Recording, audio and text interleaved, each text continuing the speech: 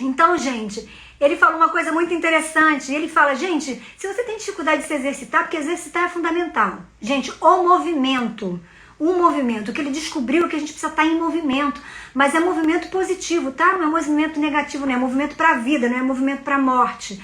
Então ele fala exatamente sobre isso, da gente estar o tempo todo trabalhando nossos propósitos, né? Nossos movimentos, nossas ações, de forma a buscar. E ele fala da regra dos 20 segundos. Eu adoro a regra dos 20 segundos, eu adorei, peguei pra mim isso. Entendeu? Eu já fazia isso, não sabia direito, e aí fui entender que ele fala o seguinte, que fica muito mais fácil você começar um hábito se você utilizar a regra dos 20 segundos. E o que você vai fazer com esses 20 segundos? Por exemplo, se você tem dificuldade de fazer ginástica, né? Então você tem que criar uma estratégia. Como é que eu vou fazer, gente? Então ele começou a dormir e ele colocou um bando de gente, fez isso com várias pessoas, né? Ele começou a dormir de roupa de ginástica, gente, acredita? O homem todo lá com roupa de ginástica de americano, né? O homem lá com a roupa de ginástica dormindo e o tênis do lado da cama. Então ele falou que ele acordava 20 segundos e já estava com o pé no tênis. Entendeu? Pra ele não dar desculpa que eu vou ter que botar roupa ainda, vou ter que tirar essa roupa, tá frio, não sei o que lá, e vou ter que botar o tênis. E aí ele já estava pronto para fazer o seu exercício. Muito louco isso, né? Muito doido. Então, gente, ele começou a criar essas ideias. E uma outra coisa muito bacana que ele fez, que era o seguinte, ele falou assim, nós temos uma mente preguiçosa, uma mentalidade preguiçosa, né? Então o que a gente precisa fazer? A gente precisa aprender a se auto-sabotar também, saber como a gente funciona. Então, ele chegava em casa e às vezes ele ficava sendo tomado lá pelo sofá. O sofá é criatório de vagabundo, eu sempre falei isso, né? Porque o sofá parece que abraça a gente com tanto amor que a gente não quer deixar de retribuir. E aí a gente fica ali e não consegue fazer nada. Tá vendo, Jefferson? Jefferson é o nosso exemplo aí, ó. Exemplo máximo aí. É o exemplo máximo. E aí, gente, ele começou a fazer o seguinte. Ele tirou a pilha lá do controle da televisão, colocou a pilha longe, colocou na altura da mão, assim, ele pegou o quê? Ele colocou o violão na altura da mão e na altura da outra mão ele colocou um livro, porque ele falou que ele chegava ali e não conseguia sair dali. E aí foi a forma que ele arrumou para conseguir ser mais proativo, porque como ele esquecia às vezes, ele se pegava várias vezes apertando o controle e lembrava que a pilha estava longe. E aí ele com preguiça de pegar a pilha, você acha que ele ia lá? Claro que não, ele esticava a mão, aí ele ia ler o livro. Aí ele ia fazer a aulinha de violão dele. E assim ele conseguia alcançar seus objetivos. Então o que a gente vai entendendo com isso, né? A gente vai entendendo que todos esses experimentos que ele fez o quê? Para enganar o cérebro, e dava certo esses experimentos. E a gente precisa fazer os nossos experimentos, entender que às vezes o que funciona para um não funciona para o outro, entender, lidar com as diferenças, né, gente? Porque aquilo que a gente já sabe que a ação é o processo, mas as pessoas são diferentes, os momentos são diferentes, as coisas funcionam de forma diferente para cada pessoa, entendeu?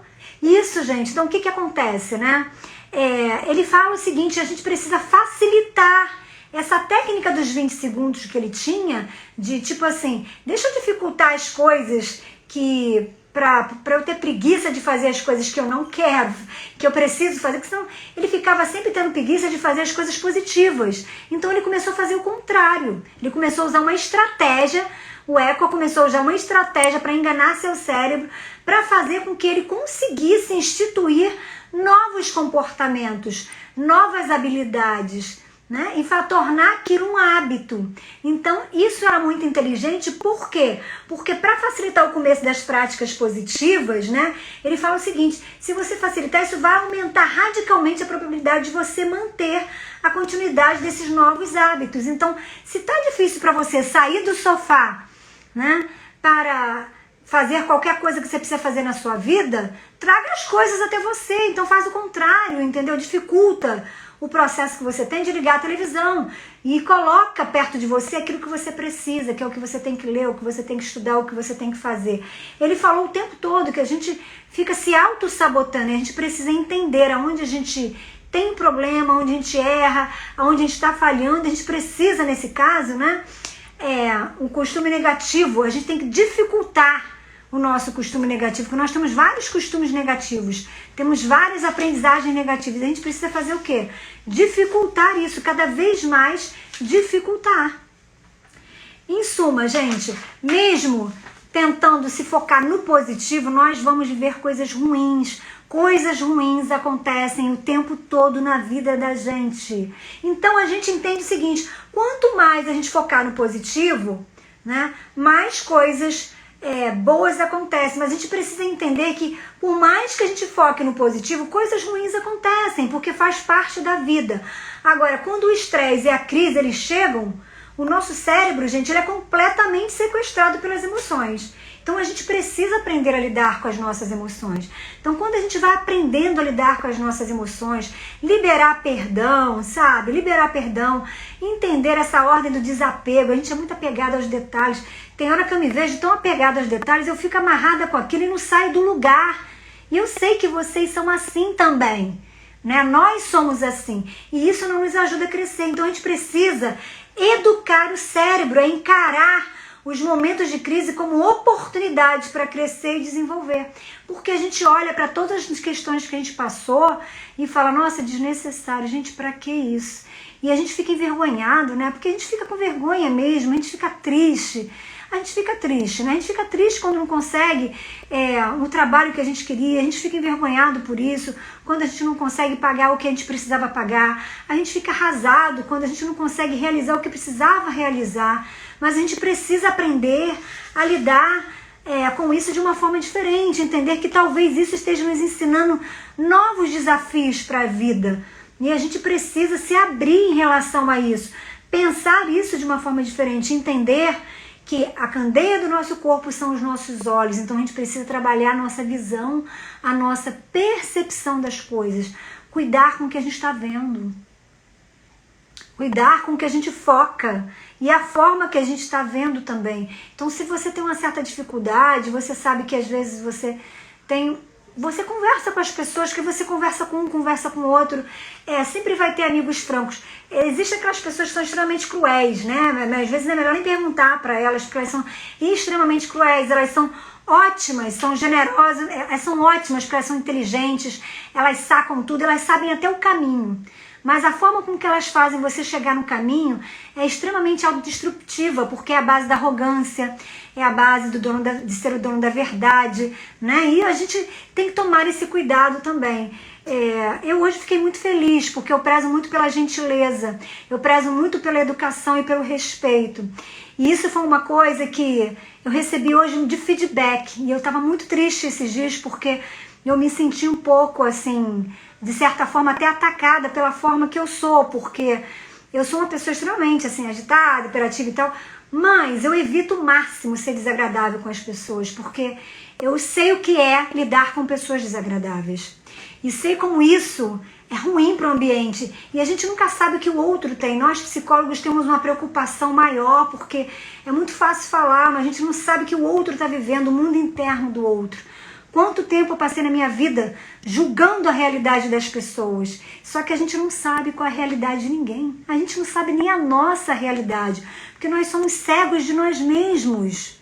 Cegos de nós mesmos. Então, gente, se foca no positivo, né? Fazermos melhor do que podemos com o que temos. Essa é a solução. Essa é a solução que é acordar pra gente. Faça o melhor que você pode com o que você tem. Toma posse do que você tem. Seja feliz agora. Faça a coisa acontecer agora. Seja viciado na felicidade. Seja viciado em fazer o outro feliz. Seja viciado em transbordar. E, se possível, se calar. Esse é um exercício. Tenho feito esse exercício. Se possível, se calar. Se não tem nada para ajudar, se calar. Então, em tudo dai graças. A palavra diz, em tudo dai graças. E nós andamos tanto com a ciência para entender algo que a gente ouve a todo momento e que faz todo sentido na nossa vida, que é realmente o ponto transbordante, o ponto de transformação. A gente precisa ser feliz e acreditar que ser feliz é acreditar que as coisas podem mudar, é acreditar que a gente pode mudar o nosso trabalho, a gente pode ser feliz no trabalho, sim. Se a gente não for feliz nesse trabalho, a gente muda de trabalho, porque o trabalho não é a nossa identidade, nós não somos o nosso trabalho. Eu não sou a minha profissão, eu não sou, me falo isso todos os dias, eu não sou. Existe uma diferença muito grande, a gente precisa começar a diferenciar as coisas. Então, gente, vamos encarar os estresses da vida, né? Ou seja, não como ameaça, mas como um desafio. Vamos encarar essa luta que a gente tem do dia a dia, nossas dores, nossos sofrimentos, as nossas perdas, como uma plataforma para que a gente possa, assim, superar e alcançar o nosso destino. É como se a gente tivesse que passar por isso para ser uma pessoa melhor, para entender, porque de fato, quando a maturidade vem, a gente entende a ordem das coisas.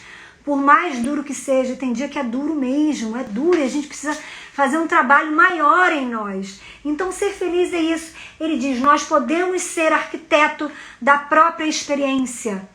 Da própria experiência, acredita, músculos mentais, trabalhar nossa mente, firmemente nossos pensamentos, com o que a gente anda, o que a gente faz, o que a gente quer, em prol daquilo que a gente entende que precisa e quer alcançar.